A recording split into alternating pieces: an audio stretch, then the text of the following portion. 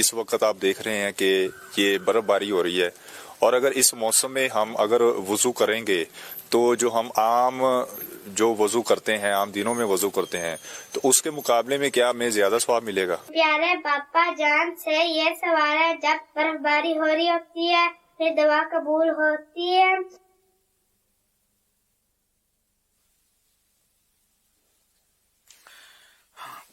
ماشاءاللہ، بارش میں، برستی بارش میں دعا قبول ہوتی ہے۔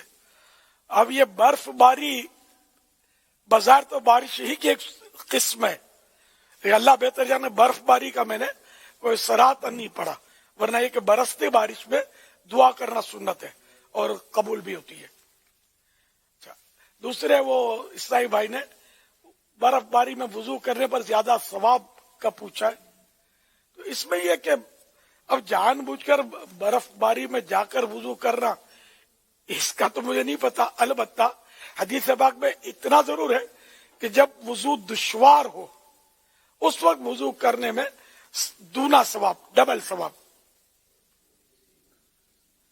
اب بعض اوقات بخار چڑھا ہوا ہے یا نزلہ ہوا ہے تو بھلے گرمی کا سیزن ہے، وضو میں دشواری ہوتی ہے۔